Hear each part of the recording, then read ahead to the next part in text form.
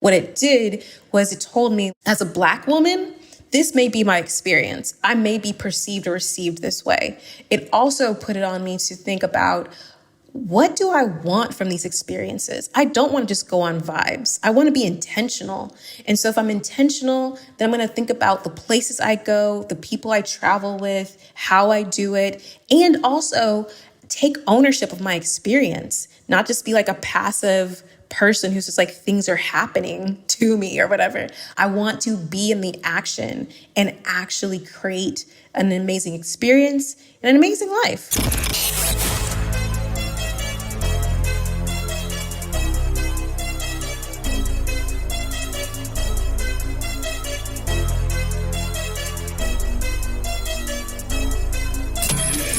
This is the Maverick Show, where you'll meet today's most interesting location-independent entrepreneurs and world travelers, and learn the strategies and tactics they use to succeed. And now, here's your host, Matt Bowles. Hey everybody, it's Matt Bowles. Welcome to the Maverick Show. My guest today is Christine Job. She is a location-independent entrepreneur, award-winning podcaster, and business strategist. Christine helps Black women and other women of color leverage their expertise and talents to build sustainable businesses that are professionally fulfilling, financially abundant, and that empower them to live a thriving life abroad. Originally from Atlanta, Christine is currently based in Valencia, Spain. Her podcast, Flourish in the Foreign, celebrates, elevates, and affirms the voices and stories of Black women living and thriving abroad, while also exploring world travel as a pathway to wellness.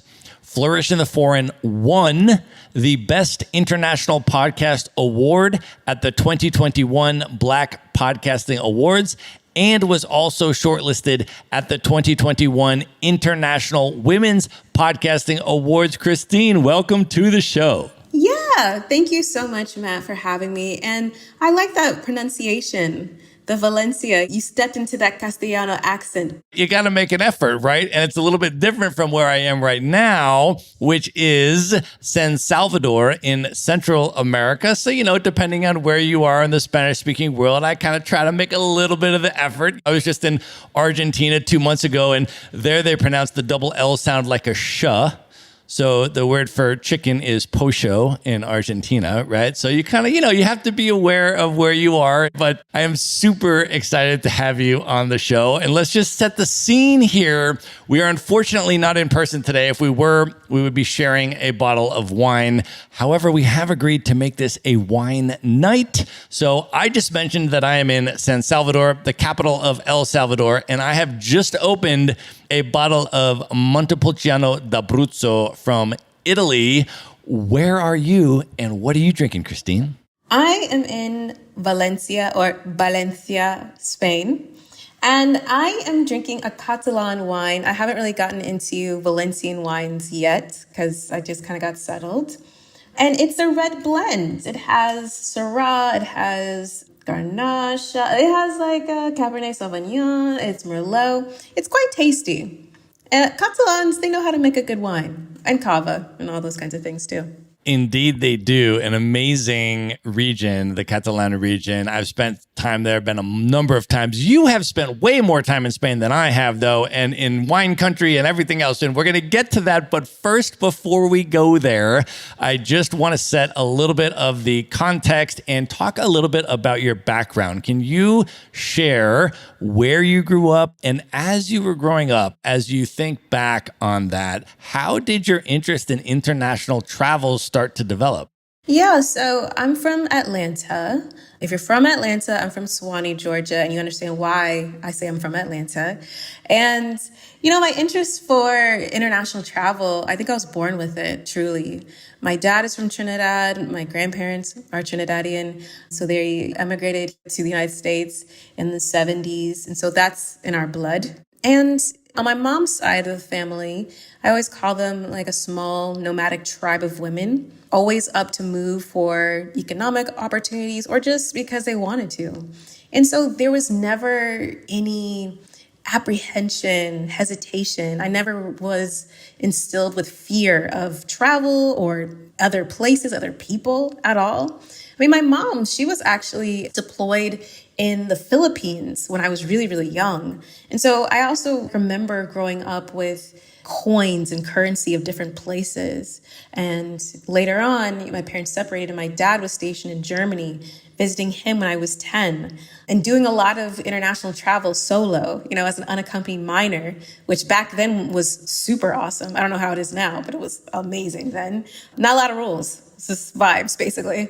And so I feel like all of those things combined together really not only planted seeds, but really watered and cultivated who I am today. A woman who decided on a whim to be like, I guess I'll move to Spain, and then did so. Well, let's talk about that, and let's talk about what led up to the move to Spain. Can you talk a little bit about your academic trajectory, your professional trajectory, and what ended up leading to you making the choice as an adult to start traveling internationally and living abroad? Yeah, so I always knew I wanted to live abroad. Ever since I was about 17 years old, I knew I wanted to live abroad. I knew that there was something more, something different. I didn't believe what people were telling me. I wanted to see things for myself. I just didn't. People were always like, oh, that place might be dangerous. And I was like, how do you know? You've never been there. So that started at a very young age. I went to University of Georgia for undergrad, where I studied business management, minored in Spanish, and minored in music business. And I knew I wanted to study abroad. No one needed to convince me to study abroad. In fact, I would go to study abroad office, and they were like, oh, so you're thinking about it? And I was like, no, I'm going to study abroad. And my academic advisor would be like, well, I'm not sure. And I was like, look, I'm not asking for permission. I don't really need you, except for I need you to tick the box so I can go register for classes. I'm just telling you what I'm doing. I'm just going to go, right? I would go to the study abroad fairs. And back then, we weren't sustainable or eco. So they gave these amazing brochures that were all glossy and full color and amazing. And of course, since it's college, they give you free t-shirts and a free bag. Got to take that along with your free pizza. Got that. And I would go to every single table in that study abroad fair. And I would pick up every single brochure. I'd write my name on everyone's little list. And people were like, what is she doing? Because they would see me like, you were just at my table about Kenya. Now you're at this table about Costa Rica. Because I just want to go. I don't really care where I'm going. I just want to go. But good sense and money actually dictated that I would actually go abroad within my major requirements. And so I wasn't completely ridiculous. So I wouldn't go to Costa Rica and study biology when I was a business major. So I was like, that's not going to happen. And so I got the opportunity to actually study abroad here in Valencia 15 years ago. Wow. It was actually spring semester. So every day, these couple of months, I've been getting these notifications from Shutterfly. This is how I'm dating myself. This is from Shutterfly. About 15 years ago, this is what you're doing. Do you want it on a mug? And I'm like, I don't want it on a mug. Thank you very much. And I studied abroad here. It was an amazing experience, only because that it actually wasn't a great experience for me. So I think a lot of times people study abroad and you have this romanticized notion of what studying abroad is going to be. You're like, oh, it's going to be in Spain. And maybe you think Spain is warm everywhere all the time. And you're like, no. Or maybe you think Spain is Latin lovers. And you're like, no. Or maybe you think Spanish food is flavorful and spicy, unless you consider black pepper spicy. What are you talking about, right? So it was one of those experiences that really impacted me. I was the only black person of color in my entire cohort. And this was in 2007. Yeah, 2007. And Spain was different that time. And going to school and going to university here, where there wasn't a lot of black students. I don't remember any black students because I remember people being at the university, people turning around and being like, is that a black person? I've never seen one in real life, and being like, oh, okay, this is interesting. And then also for me, the experience was a big stretch for me and my family at the time. My family had gone through a lot of kind of economic turmoil at that time. Both of my mom and my stepdad had corporate jobs that got laid off right before I studied abroad. So for me, actually studying abroad was a huge kind of economic stretch. And I was in a cohort of individuals where it clearly wasn't. I encountered so many different feelings and different aspects of my identity. And also, I really was challenged to think about my own experience and what I wanted to make from it. And it really put the onus on me. And so even though it wasn't this fantastic romanticized experience, it actually didn't deter me at all from living abroad or traveling abroad. What it did was it told me, as a Black woman, this may be my experience. I may be perceived or received this way. It also put it on me to think about, what do I want from these experiences? I don't want to just go on vibes. I want to be intentional. And so if I'm intentional, then I'm going to think about the places I go, the people I travel with, how I do it, and also take ownership of my experience, not just be like a passive person who's just like, things are happening to me or whatever. I want to be in the action and actually create an amazing experience and an amazing life. And so I studied abroad, and then I came back to the States, and I wanted to live abroad. I was like, how can I make it happen? But I graduated from university in 2009, which wasn't like a super great time to graduate from college at all. The economic downturn, couldn't get a job. It was horrible. I was a waitress, the worst waitress for like 6 months. I worked at the Gap.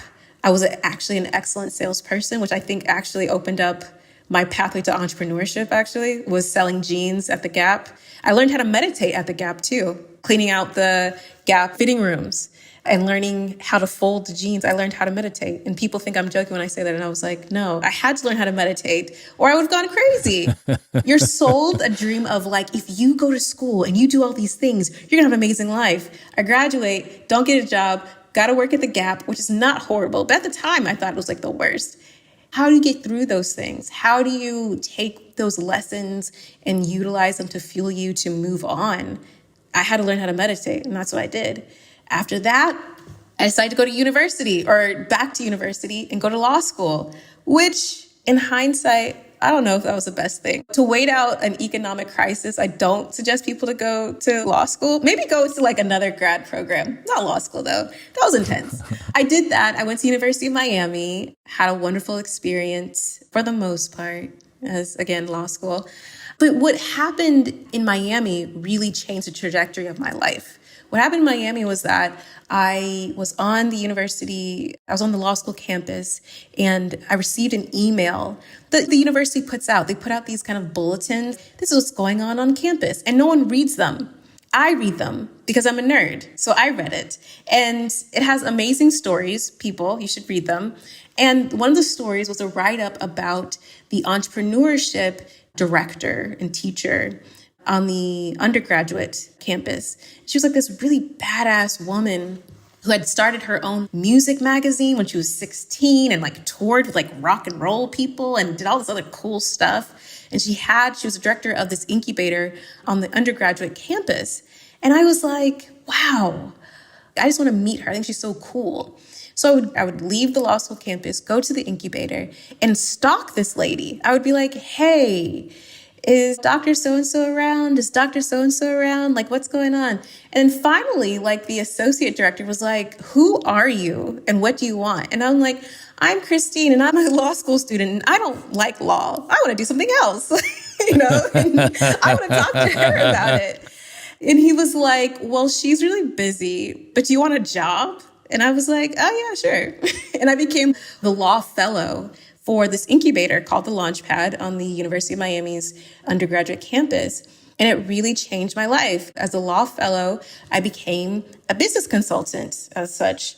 I had students and alum come in talking about their business ideas. And really, it was like a kind of like a cosmic kind of interaction that happened.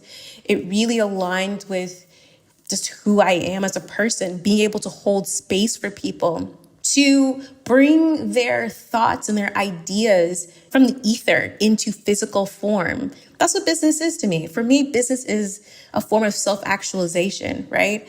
And so to have a taste of something that I really liked while I was amidst a situation where I was like, I don't really want to be a lawyer. And I've tried it in all different types of ways. I did all the things you're supposed to do.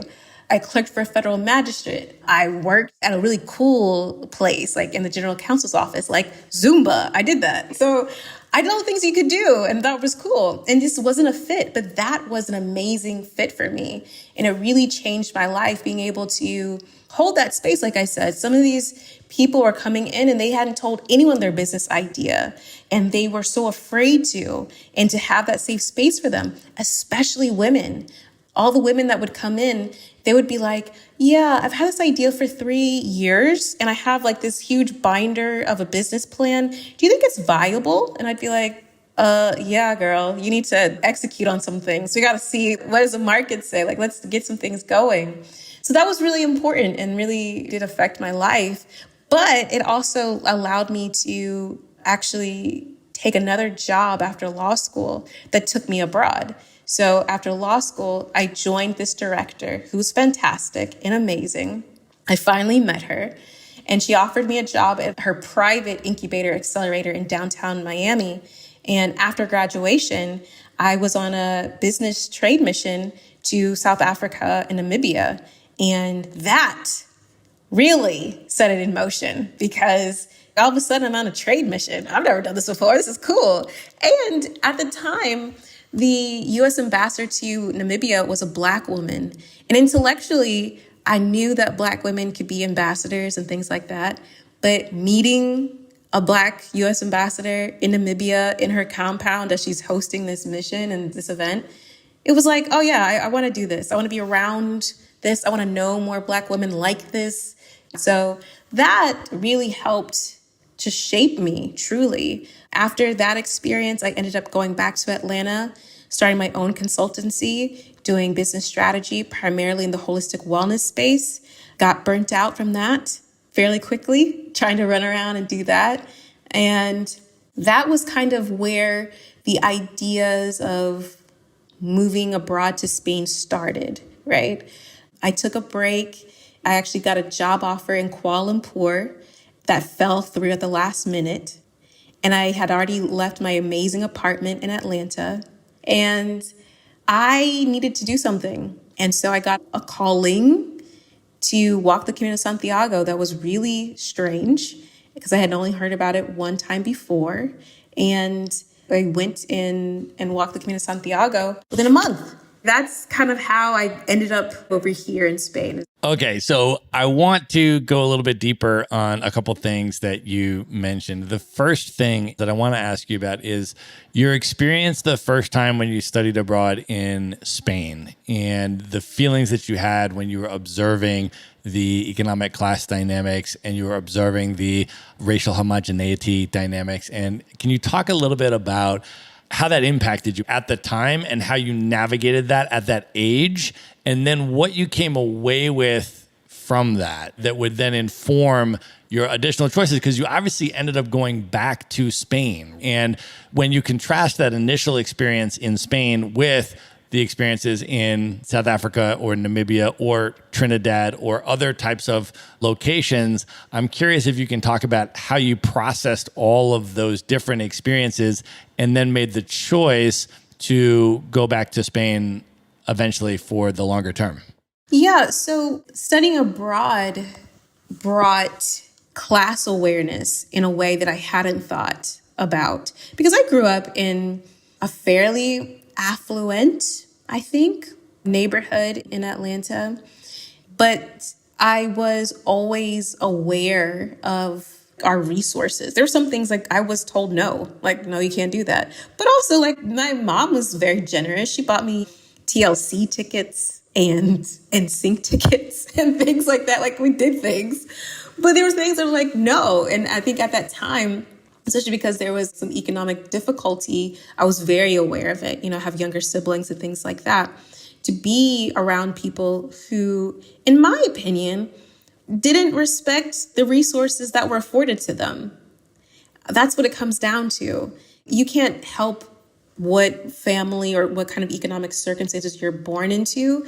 But I think respecting resources and being a good steward of resources starts at a very young age. It's how you're raised. It's gratitude, it's appreciation. And it really has nothing to do with comparing yourself to someone else. Like, you don't need to be like, oh, there's starving kids. And like, I hate that kind of stuff. There can just be appreciation, right? And I think for me, that was really eye-opening, because I think that I don't know where the self-awareness came from, because I was young. So I don't know where the self-awareness came from. But I understood, I could actually parse that. I didn't take it personally, and I didn't dislike them because they could be like, oh, I'm going to London randomly. And I was like, I can go on these field trips that we already paid for, right? These excursions that we already paid for. And maybe like one other place, that's it. I'm not going to London. I'm not going to all these other places while I'm on study abroad. I'm not going out every night and drinking. I'm not doing that. I'm not going on these wild shopping sprees. I'm just going to go to class and do my homework and Skype with my boyfriend at the time. You know what I mean? Like, that was what it was. But that experience, I think that's why it didn't deter me from returning to Spain, is that I understood that that was just who they were as a person. It wasn't indicative of the place. I think that's something that a lot of people conflate with their experiences abroad, right? Like, you see it in all the forums. People are like, I hate this place and da da da. And I'm like, you hate every place because it's you. It's not the place. Like, Colombia was there minding its own business, living its life. It is not going to conform to you. Sometimes it's a good fit. Sometimes it's not a good fit, but it is not the country's fault. And I mean, when I think about why Spain as opposed to other countries, if I'm being really honest, it was the easiest place to go at the time. I had gotten a job in Kuala Lumpur. It fell through. And then I was just like, you know what? I can teach English. And I use that very loosely because I don't feel like I taught English at all for like 9 months and go to Spain, and I can figure it out while I'm on the ground. And that's exactly what I did. I have health insurance. I have a stipend. All right, I could go. That's why I chose Spain, because I was like, I can make it work no matter where I am. So I also want to hear more about the Camino de Santiago. And for folks that have never heard of the Camino, can you share a little bit about what it is? And then what was that experience like for you, and what impact did it have on your next life moves? Oh my goodness, Matt. This is so crazy, because the Camino is super popular now. But at the time, this was in 2014, I walked the Camino de Santiago. I had never heard of it. So my friend had told me in January of that year, we were talking about like New Year's resolutions and bucket lists and things like that. And she was like, I want to walk the Camino de Santiago. And I was like, what is that? She's like, yeah, it's a really cool thing where you just walk across the country of Spain. I was like, what do you mean you walk across the country of Spain? She's like, yeah, you just walk with your backpack and all your belongings. You just walk every day across the country of Spain. I was like, what? Like, how long does that take? She's like, oh, it's like a month or so. I was like, that does not sound like fun, but you do it, girl. Love it for you. So when it came back around, literally 6 months later, the job had fallen through in Kuala Lumpur. I was in the suburbs, miserable. I was hiking a lot so that I wouldn't be like an angry, rageful person. So I was like outside, like rage hiking. And this thought came to me. It was like, you should go on the Camino de Santiago. And I was like, what? At first, I was like, what does that even mean? Like, these words don't make it mean anything. And it kind of jogged my memory to this conversation I had. And this thought dogged me in a way that nothing has dogged me ever since. It's actually very strange. It like haunted me for a couple of days. And finally, I was like, okay, let me like look up online. What is the Camino de Santiago? The Camino de Santiago is a pilgrimage. It's an ancient pilgrimage that is in tribute to St. James. So it's a kind of a Catholic, it's a Catholic pilgrimage. And it's about 800 kilometers. The most popular route is about 800 kilometers, 500 miles. And you walk it. I think in the olden times, they had like horseback. And now people take their bike. But it's traditionally, you walk it. And you walk 6 to 8 hours a day. And then you stay in a pilgrim hostel called an albergue. And some of them are super nice, and some of them they look like a pilgrim hostel, like what would you expect. And it is an amazing experience. So I started mine on the Camino Frances, which is the most popular route. And it starts in Saint-Jean-Pied-de-Port, which is on the French side of the Pyrenees. And I started that. And that day, it was fine. It was fine. There was like cute, like French cows. It was really cute, right? There's like, I don't know what kind of ponies, like the furry, cute ponies. They're like wild. It was like cool stuff. Hiking the Pyrenees was dope. But the last 5 kilometers were straight down and rocky. And of course, there were a lot of very athletic, older Europeans, usually Scandinavians. They were like passing me. And I was like, what? You're like, 75 years old. They were like, this is easy. Get on our level. And I was like, I'm never going to get there. And these last 5 kilometers, I broke down. I walked into Roncesvalles, which is the next stop, in tears. And I guess that's not unusual because the people who checked me in didn't even blink. They're just like, you'll be all right. They're like, there you go. Your cot is this number and stuff like that, And I'm like, I came into Roncesvalles like, what the hell am I thinking? I have to go home. And it was a huge ego blow. I had already told my friends I was going to move to Kuala Lumpur. That fell through. Egg on my face. Then I was like, I'm going to go and walk this Camino De Santiago. I can't just be quitting everything. Like, they're going to be like, who is this girl? I had such a life crisis. My feet were hurting. I was crying. But I learned so much. So that day, I was like, man, I'm going to call my mom. I'm coming home. Don't ask me no questions. I'm coming home. But a couple of things happened. One, I'm not a beer drinker. I had 2 beers and a sandwich. And I felt much better after that, actually. So that's been a really big thing for me to know about myself, especially with hiking. I never drink beer, but I drink beer when I hike and I feel better. So that was like, okay, life doesn't suck as much. Then I was wandering around the little town and I went into the church there. And I was sitting in the back because I was like, I'm not Catholic. I'm not really sure what's going on here. I'm just going to sit in the back, just like soak up the good vibes.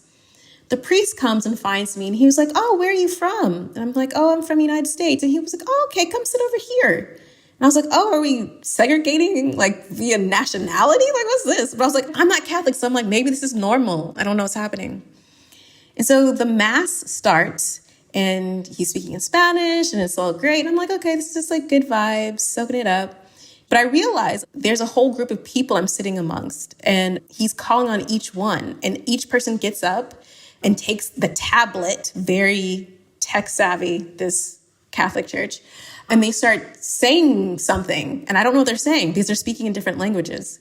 Then he points to me and says, oh, we have our friend Christine from the United States who's going to say this for us. And I was like, what? So I take the tablet because I'm like, wait, I don't know. Can you tell a priest no? I have no idea. And I bowed to him really weirdly because I was like, I'm not Catholic. I don't know what to do here. And so I took it and I read the scripture. And then he scrolled up. He's like, there's more to it. And I was like, what? I don't know. I read it. And then I bowed with the tablet and was like, here you go. I don't know. And I sat down and I could tell people were like, what is wrong with this girl? You never been to church before? And it was so funny. And I was just like, I got to tell my mom. I got to tell my friends. And I was like, you know what? I wonder if I continue doing this, there'd be more funny stories. And that's why I really continued doing the Camino De Santiago. I was like, this could actually be quite hilarious. And it was, actually. It was more and more stories of just hilarity and me bumbling along in Spanish on Spanish country roads, going the wrong way and having Spanish people driving, stop their car, get out and point frantically in the other direction. And I was like, oh, this way. Okay, yeah, thanks. A lot of stuff like that. And it really taught me, and this is going to be cheesy, but please just stick with me. It really taught me the importance of it's all about the journey. It really isn't the destination. And let me tell you, I was definitely a person that was like, bump the journey, destination all the way, type A, Capricorn, kind of overachiever. I'm like, let's get the stuff. Let's get to the stuff. Let's get to the accomplishments, not the journey. Let's just do it. But that was an experience that slowed me down. I mean, talk about acts of meditation. Everything that you've compartmentalized bubbles up, crying uncontrollably, walking down this like path, this country road. Other people are next to you. Maybe you're all crying, not talking. It's a really strange kind of experience, really life enhancing. And then you find yourself in Santiago de Compostela. I went on actually 3 days more to the Atlantic coast of Spain, to Finisterre. And like, I have to tell you, it was insane walking on the beach, right? I started in the French Pyrenees. Now I'm walking on the beach on the Atlantic coast of Spain. And I was just like, wow, I am that girl. Like, I'm that girl. Like, there's nothing like I can't do. There's nothing I can't do. And some people may find that be like, oh, you're full of yourself. I'm like, I walk the Camino De Santiago. Like, yeah, I'm that girl. But more than that, I recognize that I could do anything. I can do anything. And that's not an egoic kind of statement. It takes time. It takes effort. You will go slower than you thought. You will get massive, crazy tendonitis in your feet, but it's possible, right? You have to become the person that you need to become to accomplish these things.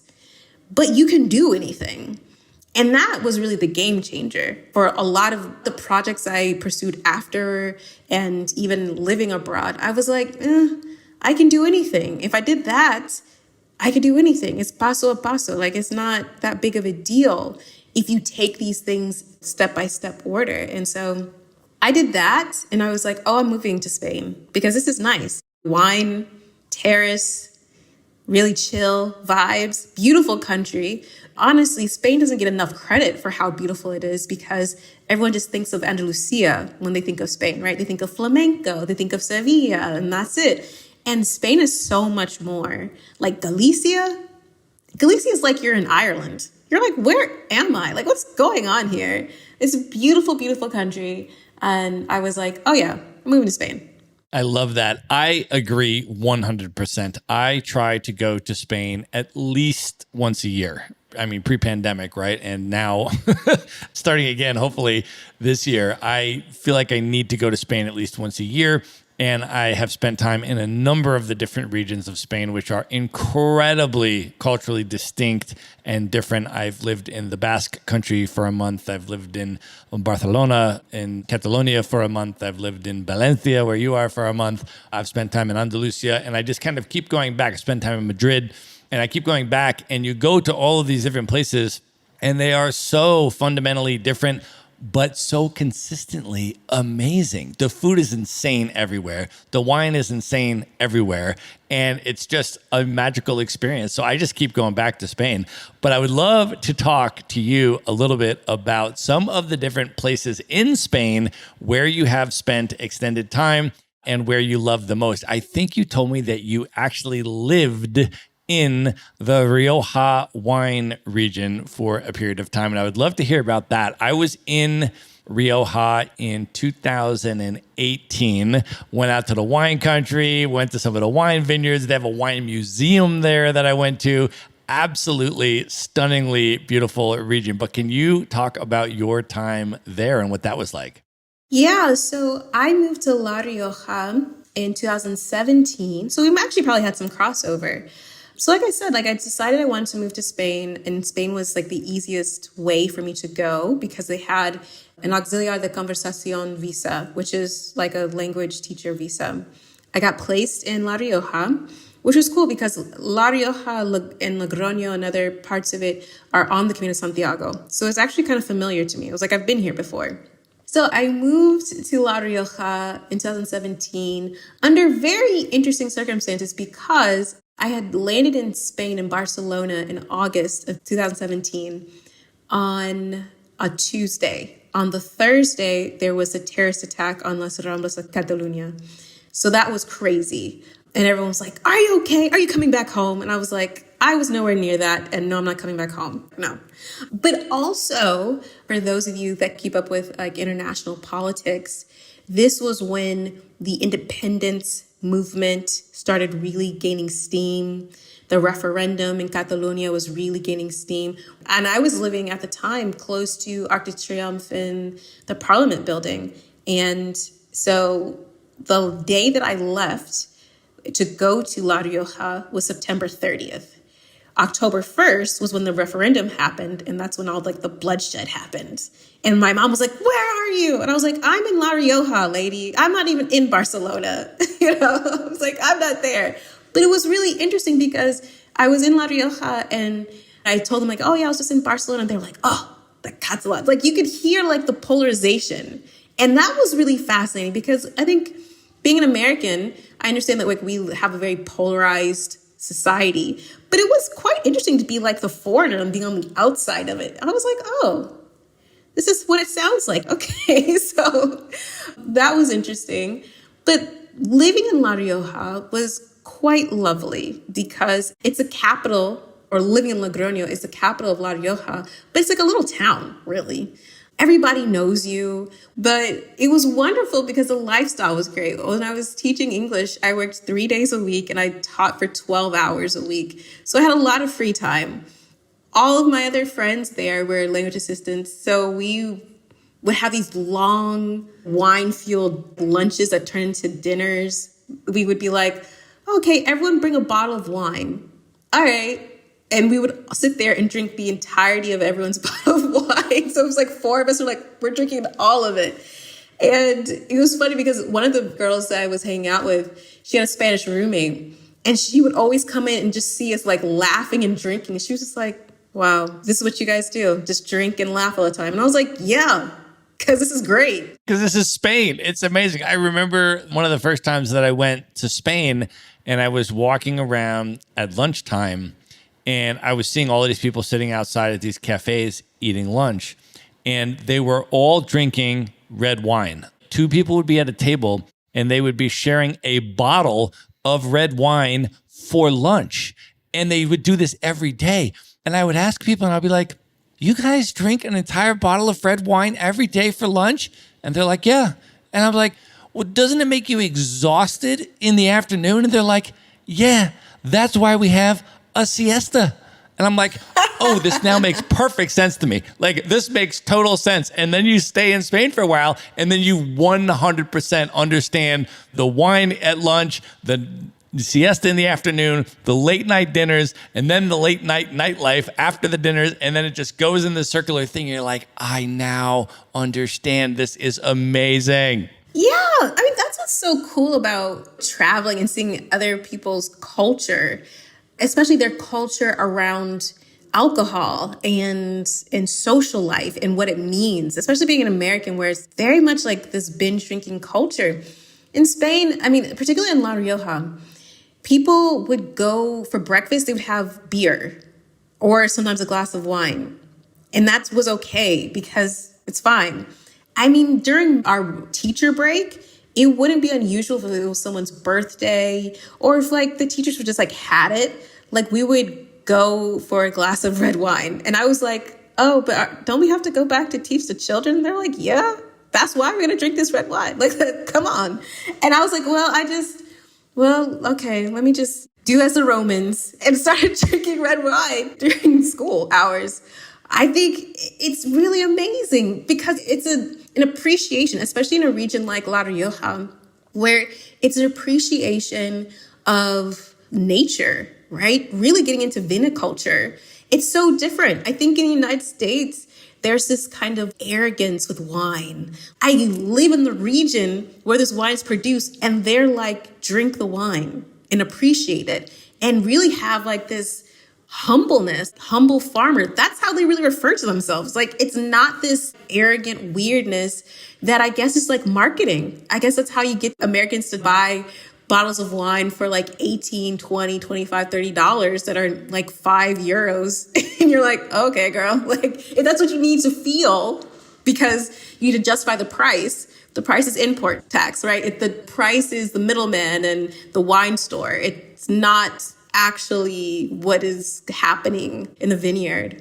This is one of the other things that I explain to folks that haven't spent time in the wine countries of Europe is that you can get an unbelievably high quality glass of wine by US standards for about 25% of the price of what you would pay for the same glass in the US. So $4 will get you a glass of wine that would cost you $16 for the same glass in the United States. So you can drink really nice wines at incredibly affordable prices in Spain. Or even cheaper. La Rioja ruined me, basically. I think that's why I don't drink as much wine now, because you really need to drink wine within a certain region. Like when I moved to Catalonia, I drank Catalan wines. One, because it's economic, but also it's like you want to learn about the place that you're in, and going to the wine shop and shooting the shit with a wine guy. I seem to find a wine guy in every city that I live in. And I'm not like a huge wino, I don't think, but I don't know. That's what happens. But you like learn so much about history and culture that way. But La Rioja, I mean, you can eat well and drink well in La Rioja, go get pinchos and a glass of wine. You could be drunk and full and happy for 10 euros. People think I'm joking, and I'm like, no. I mean, some of these wines, and they're like house wines, which are amazing, €1, €2, maybe you want a Crianza, maybe you want a Reserva, okay, $2.50. Like, it's amazing. And so then going to other places, or especially going back to the States, and they want $30 at the grocery store and $60 at the restaurant. I stopped drinking wine when I was in the States. I was like, no. Yeah. After you go through the European wine countries and you drink wine there and you see the quality for the price, and then you come back to the States, you're like, this is crazy.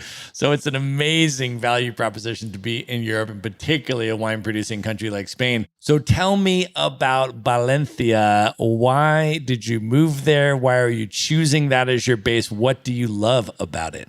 I chose Valencia after I had been living in Barcelona for 3 years. I moved from La Rioja to Barcelona because my ex-partner at the time lived there. And so I moved to be with him and have that experience. And the thing is that Barcelona is a lovely city. I had so many friends, and I made friends really easily there, which was really surprising, because people say like making friends as an adult is hard, especially if you're in a new country, a new city, and da-da-da. I was like, it was really easy. I didn't really try. I just showed up places and people started inviting me places. I made friends. I just showed up at one place and people were like, come on, you're my friend now. And it was an interesting experience. I think for me, Barcelona, obviously it's very international. It's not very Spanish. And I'm not even sure if it's really that Catalan either. Sometimes I think because it's such a touristy city, it's just kind of become generically European in ways. And I would say that the energy is a little frenetic for me. And I always thought I'm a city girl. I'm like, no, I'm probably like a smaller city kind of girl. And so after I ended my relationship, and also I went through the pandemic in Barcelona with my mom, actually. My mom was in Mallorca and she was doing a cooking course. I was moving in Barcelona and she came to help me move, and she got stuck with me in Barcelona in my new apartment. Like I moved in on Monday and the country shut down on Friday. So she actually stayed with me for that time. And after that kind of experience, I was kind of like, I wanted to see something else. I wanted to experience something else. I decided on Valencia because I had spent some time in Malaga, and I thought Malaga was maybe a little bit too sleepy for me, a little bit too small. I needed more things. So I thought, let me come back to Valencia and see how it feels. But also, I did have like a coming to Jesus moment with myself. Look, it is on you to make it work out though, right? You can't just show up to a city and be like, hey, everyone, I'm here. Welcome me. Make my dreams come true, right? Like you need to actually be involved and proactive to cultivate the experience that you want.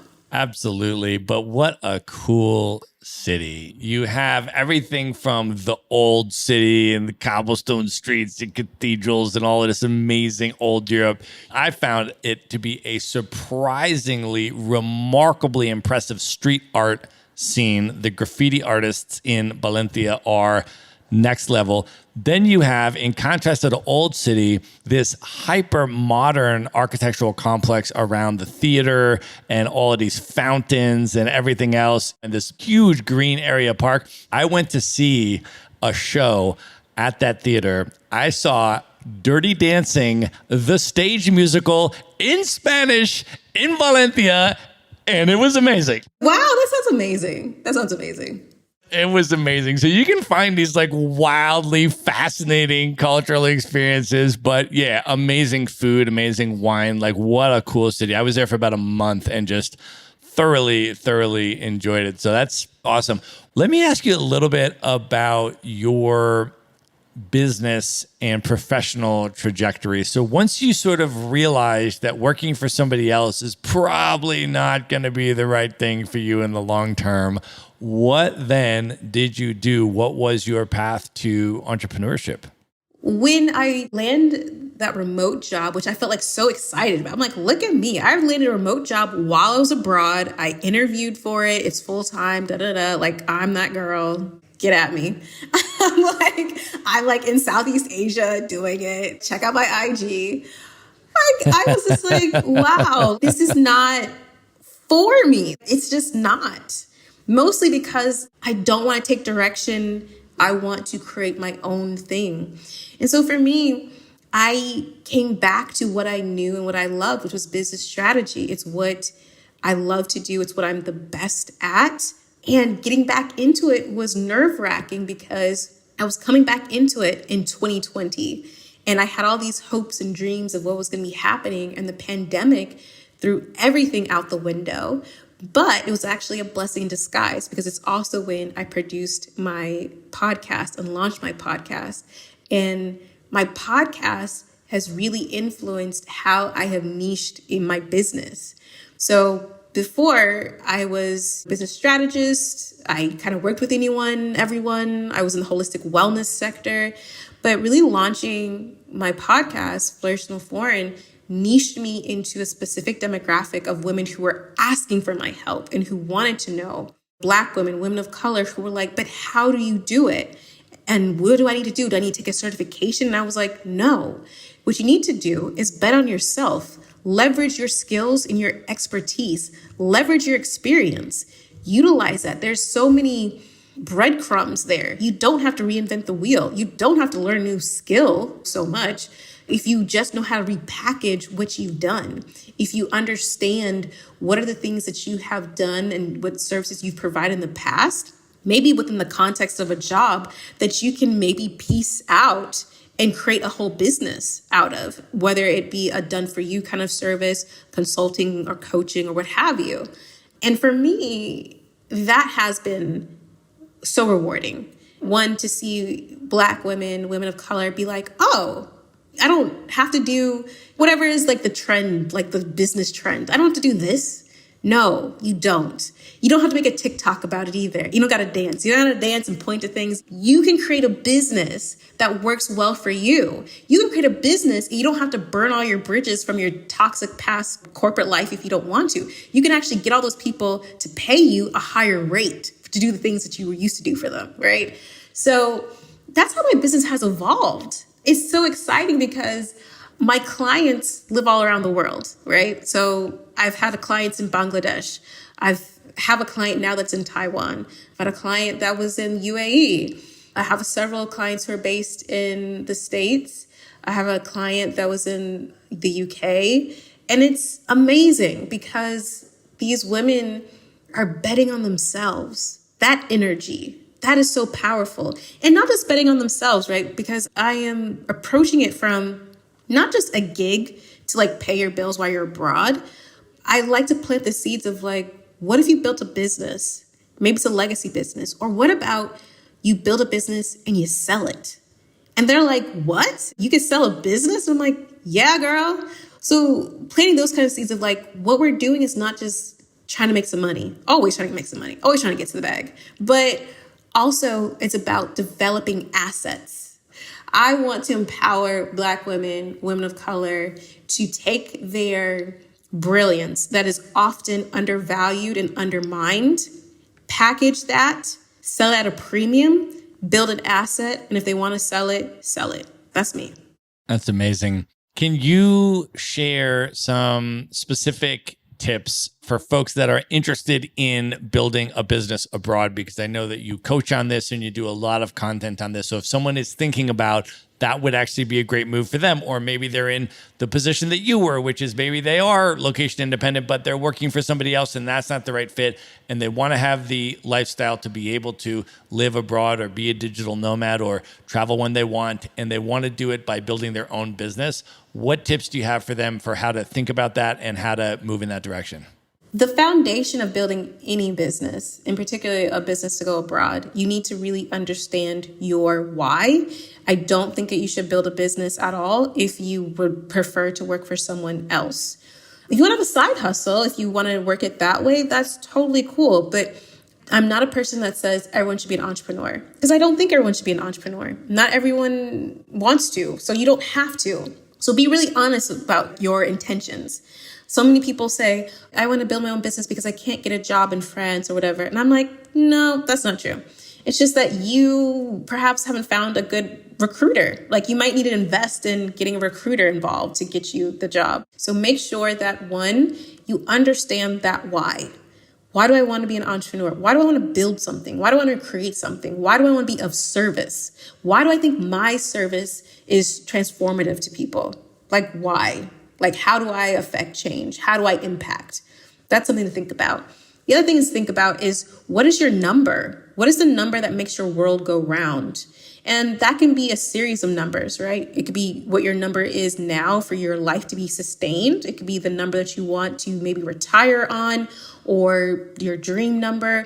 But I think it's actually really important to understand what your number is. And I think women in particular, and I would speak mostly for myself, I was very scared of numbers because I was like, oh, but if I don't hit it, then I'll have to feel like I'm a failure. And it's like, no, if you understand your number, and what I mean by number, I'm talking about revenue, monthly revenue, annual revenue, or monthly profit take home. What's that number need to look like for you? You can then reverse engineer the types of services and products you need to create to sustain that number. Because you may feel like, oh, I'm going to sell these $20 gadgets, and like, cool.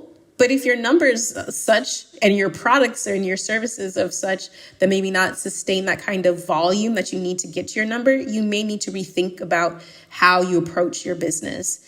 Perhaps you want to sell $20 kind of entry-level things in addition to a higher price premium kind of package. So it's really important to understand that number. Really important to itemize that number. I think it's also good practice to get familiar with those numbers as you grow as an entity. But also, I would say you really need to understand what is your zone of genius. What is your unique take? I know that everyone is a multi-hyphenate now, and everyone can do so many different things. And I think it's wonderful. But you need to pick one. When we first start, we need to pick one. And it would be really great if you pick the one that is the easiest to monetize so we can like get in there and work it. You need to have that self-awareness. And I think that's what entrepreneurship really brings. As I said before, I believe entrepreneurship is a form of self-actualization. It is not for people who are not really looking to have at least a little bit of introspection, especially if you're going to go out as a solopreneur. You're doing it by yourself at first. Maybe you don't have a team. You're going to learn a lot about yourself. You're going to learn a lot about your habits. You're going to learn a lot about your own integrity. You're going to learn about, when I say something, do I mean it? You're going to learn a lot about what are your triggers in life. Like when people say this happens, I spiral.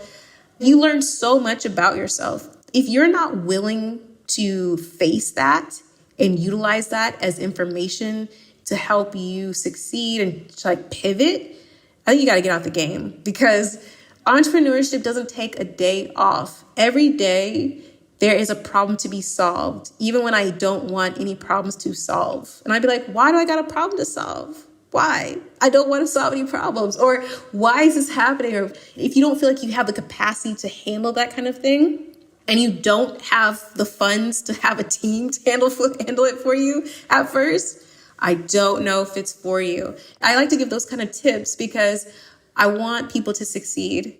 You have to succeed by being real with yourself. You have to be real with yourself. It's okay if it's not for you. And most people are not entrepreneurs, and that is 100% fine. And there's also plenty of paths to a location-independent lifestyle that is extremely fulfilling and exciting and amazing and wonderful without entrepreneurship. So I agree with you 100%. I mean, doing that self-assessment and saying, is it better for you to have a remote job and work for somebody else and know exactly what that paycheck is going to be every single 2 weeks when it comes in, and just use that to finance your lifestyle, and you're happy doing it and you're part of a cool company and a cool team and all that? We have staff people in Maverick Investor Group, my company, and they're all location independent. They can all live wherever they want. They can design whatever lifestyle they want, and they get paid through Maverick, right? And they love what they do, and they're good at what they do, and they don't want to be entrepreneurs and business owners. And so it works for them, right? And so I agree with that 100% in terms of there are many, many paths to this lifestyle, and really doing that self-assessment and figuring out which path is best for you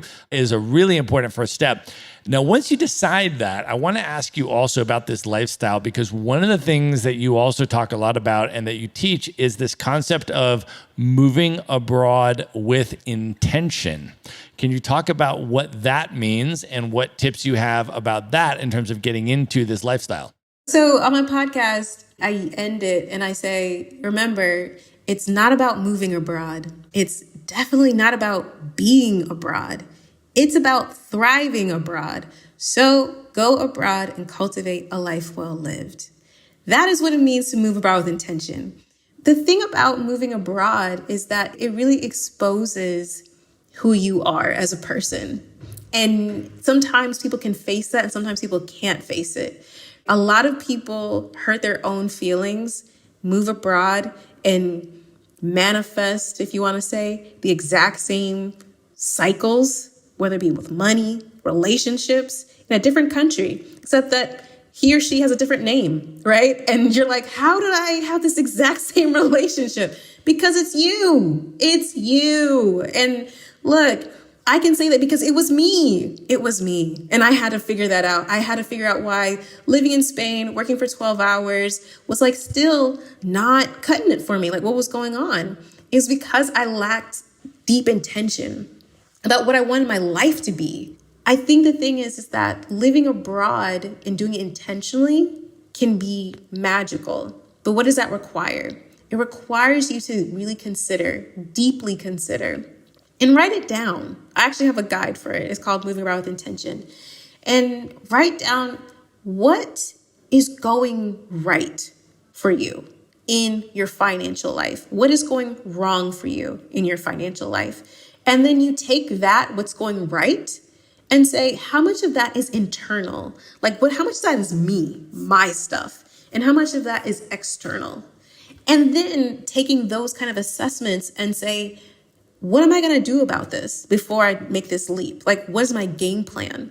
And doing that in all different kind of sections of your life, whether it be your mental wellness, emotional, your physical wellness, relationships, and things like that, because living abroad isn't some kind of balm to whatever ails you.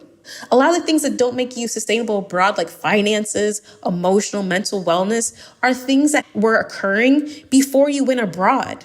100%. That's just facts, right? 100%. Because a lot of people think if you just start this new lifestyle and you just travel and you just change location, all of a sudden, maybe that'll solve all your problems. But it doesn't solve any of your problems. You just now have the same problems in a new location, right?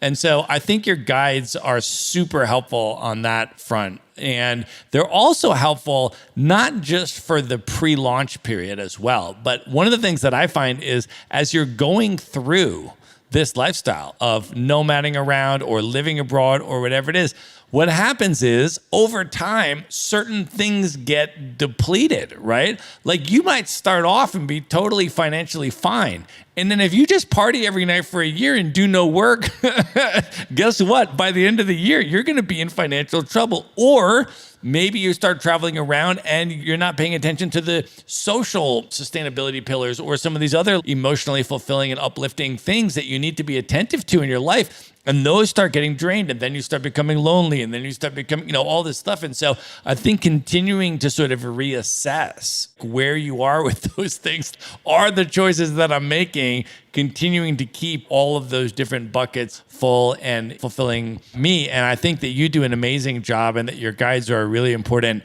and really helpful structure for sort of thinking about those before you go, but then also as you're out there moving around to make sure that you're paying attention to the right things. All right, Christine, we've now been drinking wine together for over an hour, and I wanted to wait until we've been drinking wine for over an hour to ask you this next question. You have done multiple episodes of your podcast on dating abroad. Oh, no.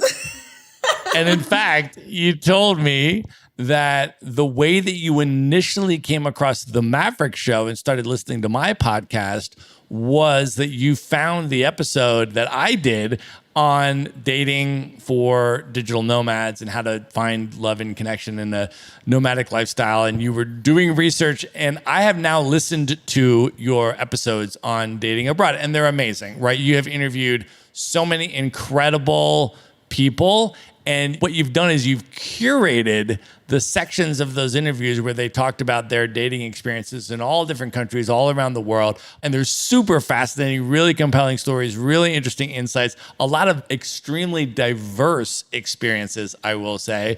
And it's been really, really fascinating. So I know this is a topic that you have really researched and spent a lot of time thinking about and talking to other people about. So I would love to ask you about your experiences, but also your reflections and tips after talking to so many people about their experiences on dating abroad, because this is one of the number one questions that I get, right? Like anytime I tell people I'm a digital nomad, I travel the world, I do this stuff. How does dating work? How do you find love and partnership and all of this kind of stuff? And so I would love to ask for your reflections and thoughts on that topic. Oh my goodness. It was smart for you to wait till I've been drinking more. That was a good move. I'm an experienced podcast host. You see, I have my techniques. This is why we drink wine on the show. But it's a hard question because I think people think that it's wildly different, and I don't think it is. I don't think it's that different. So that might be bad or good, depending on what you're expecting. My experience dating abroad, I haven't had that much experience dating abroad because I met my ex on a layover. I guess very traveler kind of thing. I met him on a layover when I was in Barcelona. That was it. We dated. That's a good tip, though. Be attentive on the layover. That's a good tip. I like that.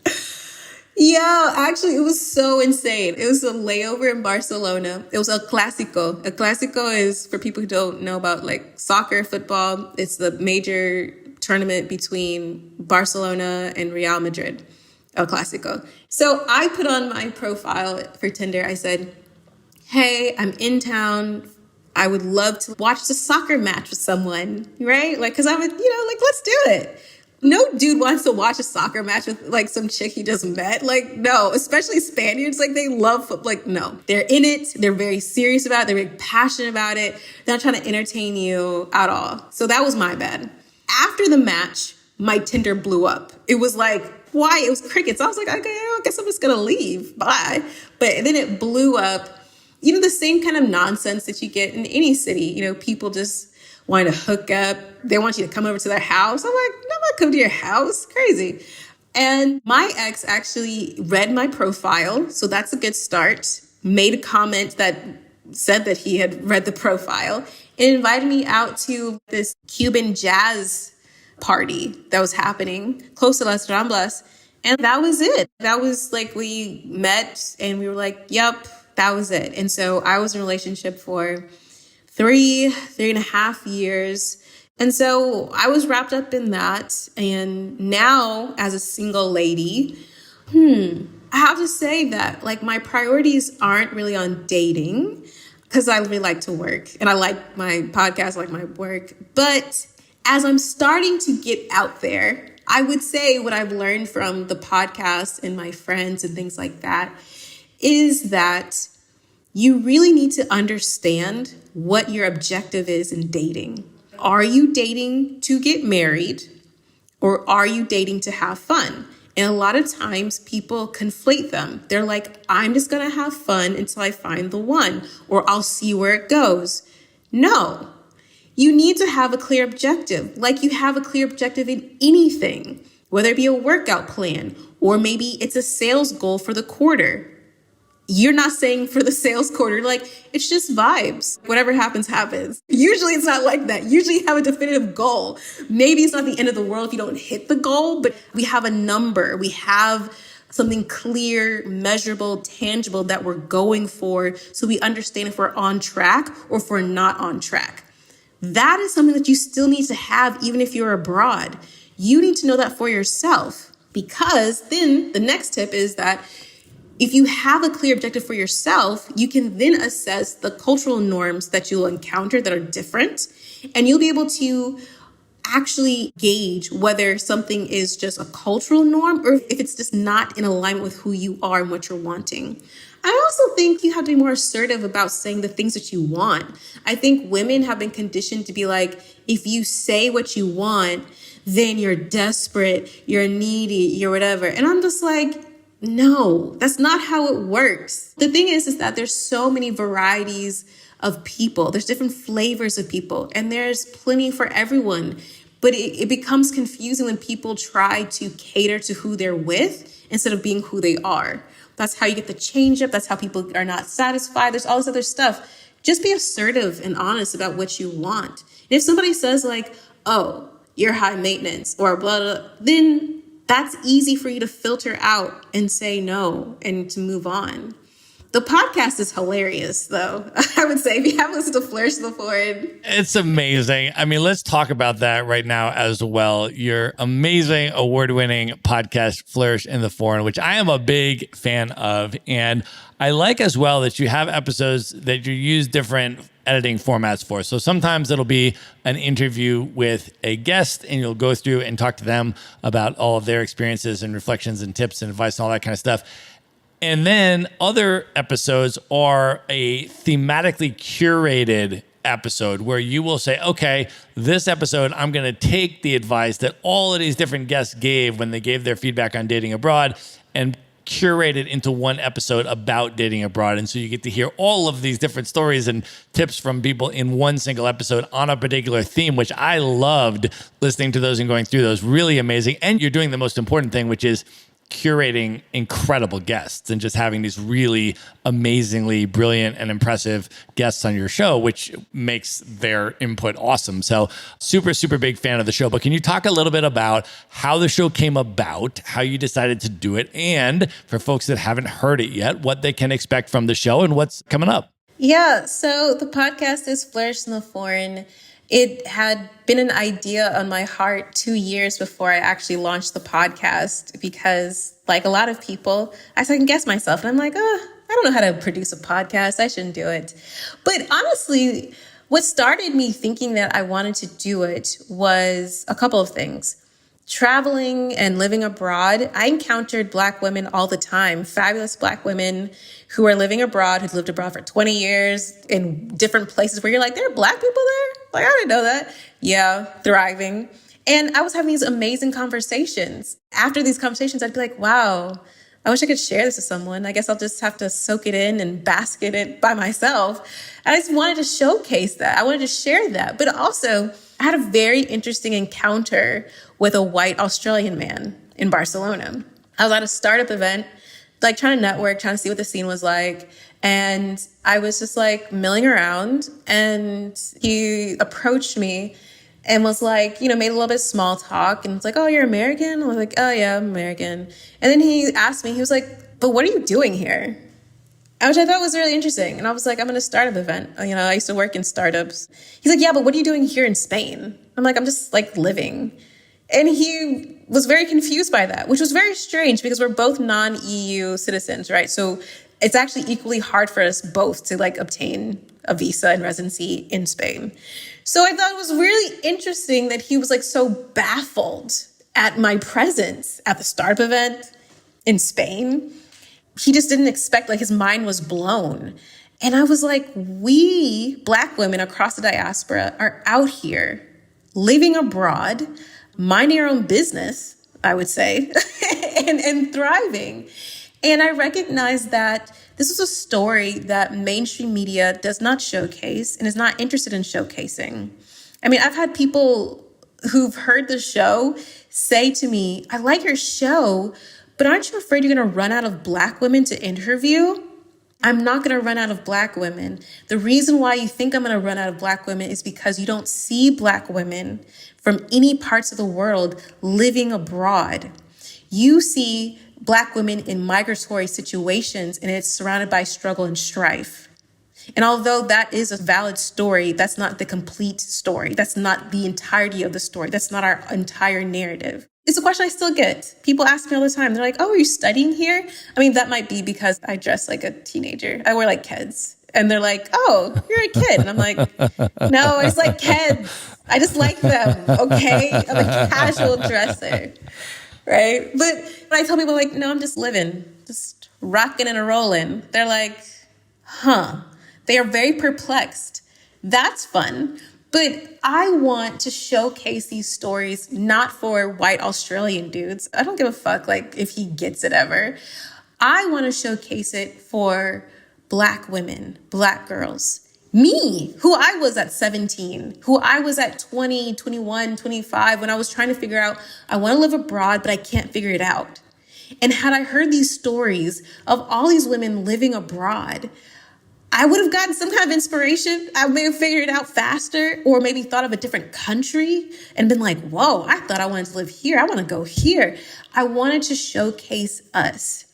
And FUBU, for us, by us. I didn't want our story to be damaged. I didn't want it to be commodified. I didn't want it to be bastardized as it often is in history. In history, the stories are written by the victor. And a lot of our different histories across the diaspora, Black women haven't been the ones holding the pen of their own narrative. And it was really important for me to showcase our own narrative and how very different we are across the diaspora, how we consider our womanhood, how we consider our Blackness. Do we consider our Blackness, right? That's a huge topic. And how we see the world and why we think the things that we think. It was really important for me to showcase that. And I love it. It's been such an affirming experience. I feel very blessed to speak to all the women that I've spoken to. I feel very honored that they share with me amazing stories to a complete stranger who's just like, I have a podcast. You want to tell me your whole life story? Please? It's the most wonderful thing I think I've ever done in my life, for sure. And it also has brought so many blessings to my life, so many opportunities for my business, so many opportunities just for meeting more incredible people. It is so, so incredible. So if you listen to Flourish in the Foreign, what you're going to hear is a personal narrative podcast. So it's very little me. It's mostly my guest. And the reason why I set it up that way was I want you to feel an intimacy with the guest. I want you to feel like she's one of your new girlfriends and she's telling you about her story and you're getting to know her. And I also do it because I want my guests to tell their story. I want their story to be recorded for history. It's really important that way. And so that's what you can expect. It's funny, it's sad, it's weird sometimes. There's a lot of different things that happen on the podcast.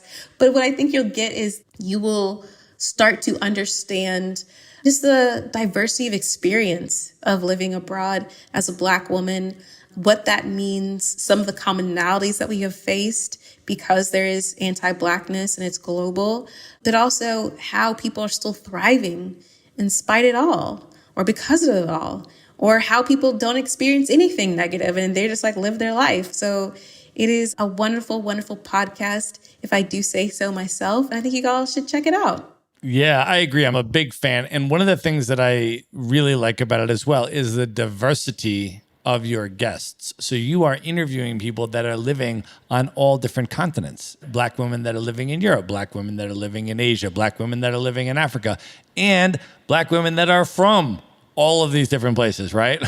Not just African Americans, but Black women that are from all of these different countries that are now living in all of these other countries, right? And so there's this incredibly fascinating, I think, international diversity that you've brought to the table and really curated some just incredibly impressive and amazing guests. So we're definitely going to link that up in the show notes, and I want to encourage everybody to check it out. All right, Christine, let me ask you one more question and then we'll wrap this up and move into the lightning round. When you think back on all of the travels that you've done, and I know you've also been through South America, you've been through Asia, you've been through Europe, you've been to a lot of places of the world. How has all of that international travel impacted you as a person up to this point in your life? What does travel mean to you? Travel means freedom. That's something that everyone says, but I think how it has impacted me is recognizing passport privilege. Something that we talk about in my podcast as well. You know, I've interviewed several third culture kids whose parents hold different passports than them and how they've traveled around the world and how they're perceived. I've interviewed and I've also spoken to Black people who live in different parts of the world, people who lean into the passport privilege because they're just like, I'm from America, so this is my reparations I'm never going to get from the United States. People are very uncomfortable leaning into it. For me, travel has brought an awareness to obviously geopolitics, obviously to the power of these types of dynamics and the inherent unfairness of a lot of these systems. Hearing stories of people having to purchase tickets and having letters of recommendation or accommodation and stuff like that to even present to an embassy to get a visa and then get denied and lose money. I'm like, what? I was like, oh, if I had to do that, I wouldn't go. That's the reality. Traveling for me brings that home. It brings it home all the time. I think especially as a Black woman, it's so funny how people switch it up. So funny how they switch it up. They're like, Black girl. Oh, American Black girl. You know, even here in Spain, right? It's like, negra. Oh, Black American, you're cool. But travel for me has made me, I think, a more sensitive, a more, I guess, open traveler, more an open global citizen. I don't understand anyone's experience. I won't say that, but I definitely have sympathy for it. And I have a deeper understanding than I ever did just being at home, for sure. That is an amazing place to end the main portion of this interview. And at this point, Christine, are you ready to move in to the lightning round? All right, let's do it. Let's do it. The lightning round. What is one book that has significantly impacted you over the years you'd most recommend people check out? The Game of Life and How to Play It by Florence Scovel Shinn.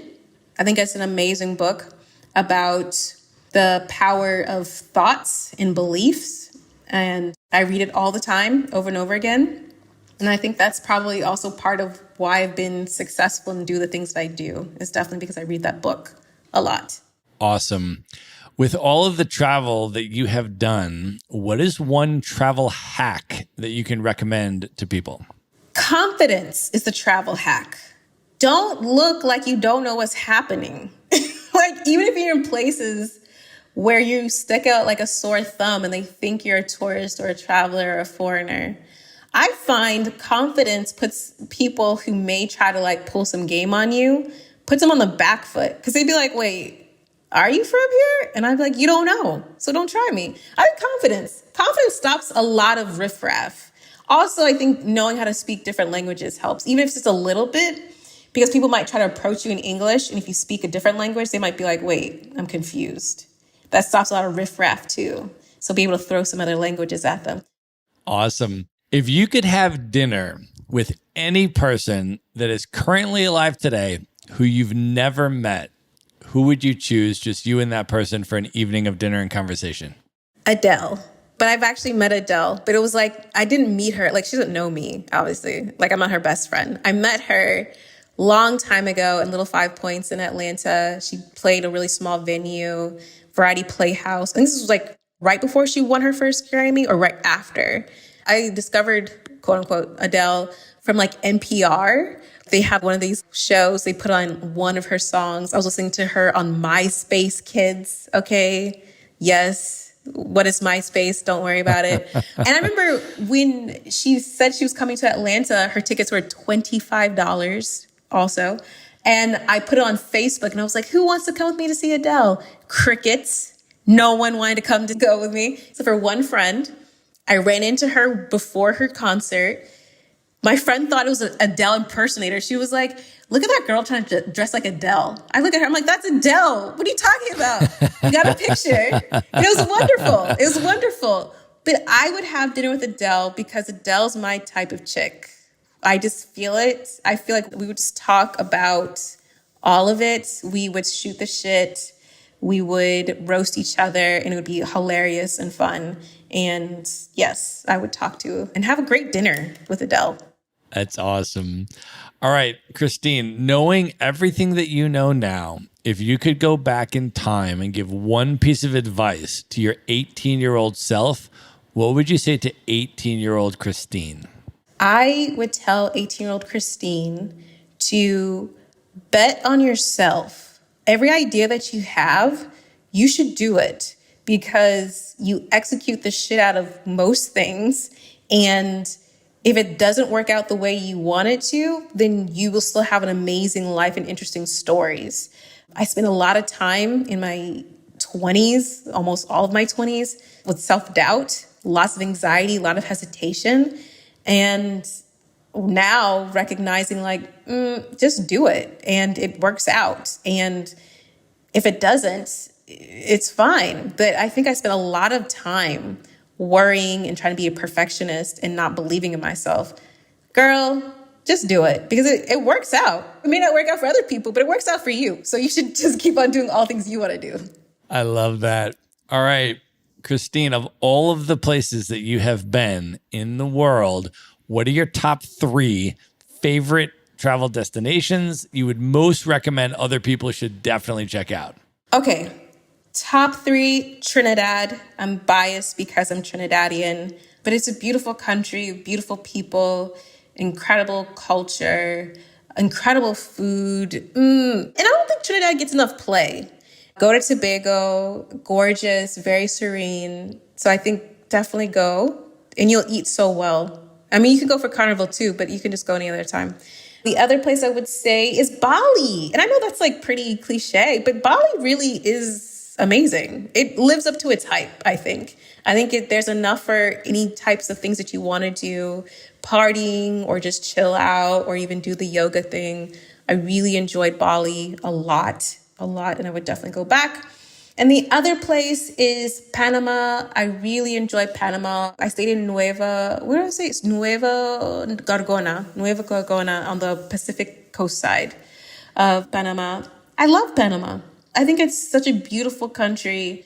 Get outside of Panama City, though, because Panama City for me is like Miami.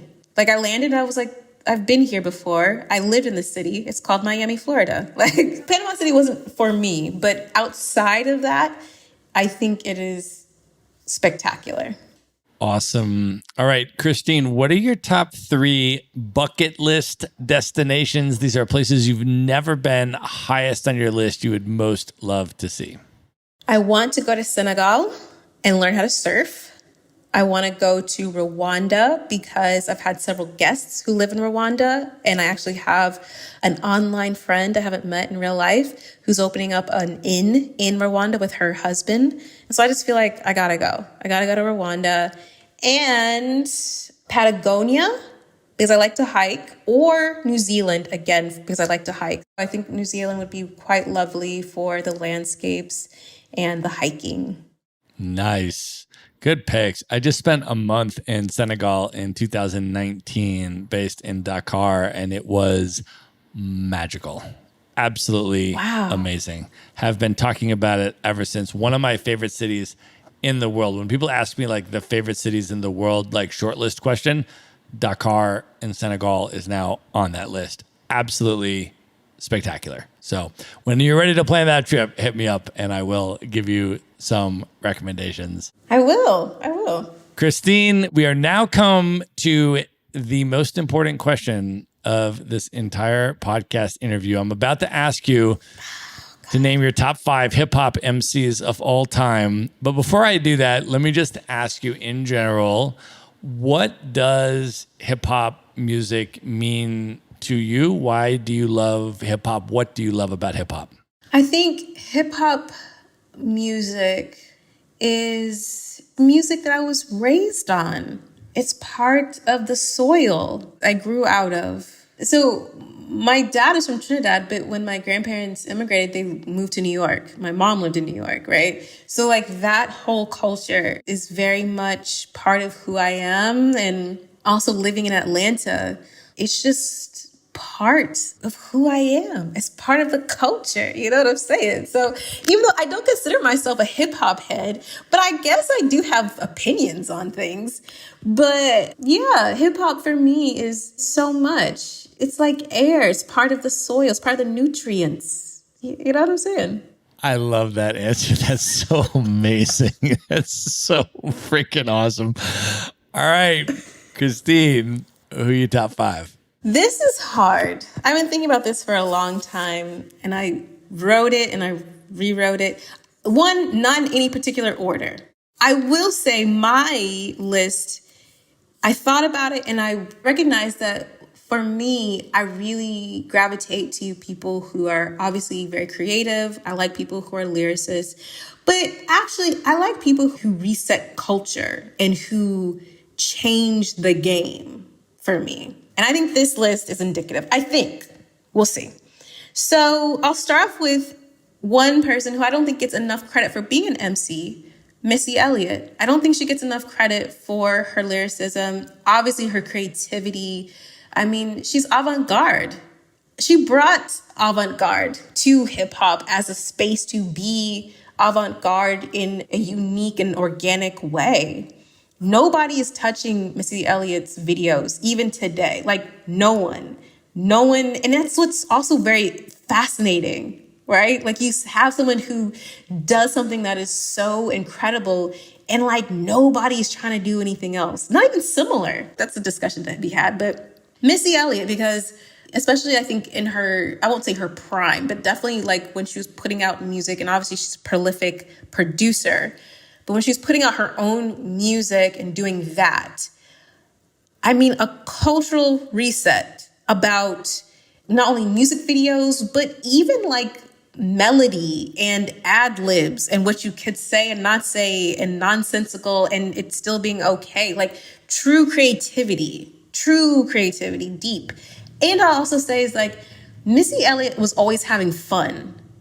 She was always like, this is the best. This is incredible. And I think that's a sentiment that is lost on a lot of people. Okay, you might have had a hard knock life, but you are doing something that you like to do, right? I find like her joy in it was still, it's a very unique kind of experience. The next person I'll say is Queen Latifah. And I've loved Queen Latifah. I feel like I grew up with her. Like she was always around from being really, really little, hearing my mom play UNITY, to her being on Living Single, to her just being a cover girl. She, I think, is really profound because you want to talk about crossover. You want to talk about bringing hip hop to the mainstream. Actress, singer, Broadway, cover girl. Like, who did that before her? No one. Like, are you joking? The way that she has created so many lanes for MCs to get other bags and to diversify themselves and to be able to express their creativity in different ways is Queen Latifah, period. And also so beautiful and always has been. Amazing. The next one I would say is Outkast, because no one is better than Outkast. I'm going to say that. I'm like, no one is better than Outkast. And it's like laughable when people make these kind of MCs top tier. And they they try to separate Andre from Big Boy. And I'm like, don't do that. That's not necessary. Outkast, are you joking? Outkast as a duo, Outkast as individual MCs. Talk about lyricism, talk about actually creating visions, seeing what they're talking about, the impact of a group on a community, but also on the entire world, but also being so Atlanta, but also a cultural reset. Like, are you joking? On so many different levels. There's definitely like pre-Outkast, post-Outkast. And I think you definitely still see people who try to tap into Outkast, whether it might be aesthetics from like Andre 3000. They're trying to go for it. I don't think anyone has been able to do that, but they are iconic and definitive. And the South got something to say, and always has, like, period. The next one, I'm going to say, I don't think you're going to expect it. Maybe it will. Gucci Mane. I'm going to go with Gucci. Why am I going to go with Gucci? Because he's iconic, but I think he really started this whole exporting of this Atlanta sound outward. That trap sound, the flow that then got influenced and then created mumble rappers and things like that, which then created mumble rappers here in Spain. I'm like, why are y'all mumbling? Y'all don't speak like that. They rap like that because that's how they talk. That's how they talk. What is wrong with you? For me, Gucci really represents something that's really important. Atlanta doesn't get a lot of respect, even now. Me being here in Spain, I tell people I'm from Atlanta, a lot of glazed over looks, but then they'll say like they like trap music and they say Bad Bunny. Bad Bunny doesn't make trap music. Fight me. He doesn't make trap music. He makes reggaeton music or whatever subsection of reggaeton. He does not make trap music. And he is influenced by trap artists, but he is not a trap artist. But I guess you could even say Black culture, that's another conversation, gets exported. And then the originators don't get credited. And then people like to like whitewash it and then put a stamp on it and be like, this is trap music. No, trap music is not from Spain, never will be. Let's talk about that. It will not be mumble. I don't know why y'all mumbling. Y'all don't talk like that. Don't know what that is about. Don't know why y'all talk about these subject matters. If that's not your life, I don't know why you talk like that. Don't understand it. And I feel like Gucci, he was like the beacon. Like he launched 1,000 ships that then influenced the entire world. Without Gucci, there definitely wouldn't be Amigos. And Migos was like, you can hear that in so much music now. So Gucci, 100%. Especially because Gucci has always been hot in Atlanta. He was like a regional artist and then till he wasn't. So yeah. And then I'll say Lil Wayne. Obviously, he's an amazing lyricist. Incredible. Crazy. I mean, I've listened to records sometimes and be like, wait, that's what he said? The layers. It's deep. Even when he's talking about ridiculous things, it's deep. The metaphors are insane. You're just like, what? That's great. And again, another one that was like just having fun. Like the time of his life. I love it. Also, there's clearly Lil Wayne era.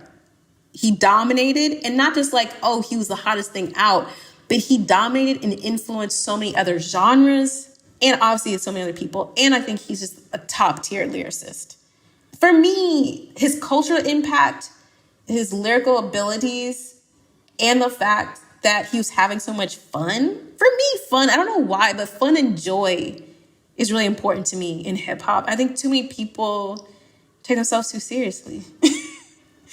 And they're like, I'm serious. And I'm like, and you being serious makes me want to not take you seriously. So there's that.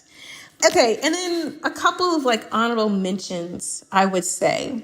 Lil Kim, because Queen Bee. Talk about unabashed power. Power of the pussy. I'm going to say it. Unabashed. I love it.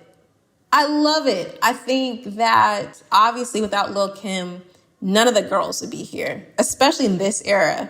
This particular era of female rap, obviously there are some other women rappers, Chica, like all these other people who are doing things. But in this very like what's popping right now, none of the girls would exist without Lil Kim. That's just how it is. And the Barbs can be mad about it if they want to, but that's what it is. I also want to say Trina, because I don't think Trina gets enough credit. I love Trina. And I love Trina because, again, unabashed power of the pussy kind of thing. But I love her flow. I'm Southern, so I like that Miami flow. I like that attitude. And again, obviously the city girls would never be in existence without Trina. And I think like those types of things, like regional dialects and things like that don't get enough play when we talk about like top MCs. I think that's so important because what ends up happening is slang and flow and ad-libs that are regional then get put into the mainstream. And then they're just like, oh, this is what this is. And it's not. It actually comes from a very specific place. And I don't know, I just want to show love. So that is my highly controversial list, probably. That was amazing, Christine. Thank you for that. All right. And at this point, I want you to let folks know how they can connect with you, how they can follow you on social media. I want you to share a little bit about some of your free guides that are available and how people can download those, as well as how people can listen to your podcast. How do you want folks to come into your world? Yeah, so definitely check out Flourish in the Foreign. It's across all major platforms: Spotify, Apple, Pandora, iHeart, Google, all the big ones, all the small ones. And you can listen to it on the website. And I actually have some really great episode show notes there. We can learn more about the guests. You can get to know them and also connect with them via the episode show notes at flourishintheforeign.com. You can get the Moving Abroad with Intention guide, which I think is a really great resource. I've gotten a lot of good reviews from it. I think it's over 40 pages, basically journal prompts to help guide you in doing that self-reflection so that you are being true to yourself and you're honoring yourself. Because let's face it, moving abroad is a hassle. So like you want to make sure you're doing it for a reason and that it's going to be in alignment with your vision of this next chapter in your life. You can get that guide at flourishintheforeign.com/resources. I also have a Build a Business Abroad guide that really gives you some key considerations to think through before you decide on building a business. Logistics, infrastructure, all different types of things for you to really make that kind of solid choice. You can also get that at the Flourish in the Foreign resource page, flourishintheforeign.com/resources. And I think that's about it. I have a Moving Abroad with Intention course that you could definitely join if you are interested in that. And of course, I do have the Build a Business Abroad group coaching. That's a quarterly membership. And I help people who have no business or they have a side hustle really scale. I'm really, really passionate about that. Getting you from idea to strategy to launch, and then to really morph that into a brand if you're thinking about really positioning yourself. So it's not about just the vibes of having a business, because you don't have a business unless you make money. You just have a hobby, and sometimes an expensive hobby. So it's really aimed at helping you get to the bag as efficiently as possible, but also in a sustainable manner, because that's the whole thing. It's about creating and coming at entrepreneurship outside of kind of bro culture. It's about creating something that's imbued with wellness and sustainability, and also love and happiness and all the good things. So if you're interested in that, definitely go to the website, flourishintheforeign.com. There's more information about Build a Business Abroad and all of my offerings. And you can follow the podcast across all social media platforms at Flourish Foreign everywhere. Amazing. We are going to link all of that up in the show notes. So folks could just go to one place at themaverickshow.com, go to the show notes for this episode. There you will find the links to all of the amazing stuff that Christine is up to, how to listen to her podcast, and everything else that we discussed on this episode. Christine, I think you are amazing. I think you are doing amazing things. And thank you so much for having this wine night with me and coming on the show. Thanks so much, Matt. Thank you so much for having a super dope podcast and being so gracious and so generous with your time. I really, really appreciate it. All right. Thanks so much for coming on, and good night, everybody. Be sure to visit the show notes page at themaverickshow.com for direct links to all the books, people, and resources mentioned in this episode. You'll find all that and much more at themaverickshow.com. Learn how Maverick Investor Group can help you buy cash flowing rental properties in the best U.S. real estate markets, regardless of where you live. Schedule a free phone consult today at themaverickshow.com/consult. Now you can buy rental properties with tenants and local property management in place, so you don't have to be a landlord or a rehabber. To get your questions answered and discuss how Maverick Investor Group can help you meet your real estate investing goals, schedule your free phone consult today at themaverickshow.com/consult. If you like podcasts, you will love audiobooks, and you can get your first one for free at the Maverick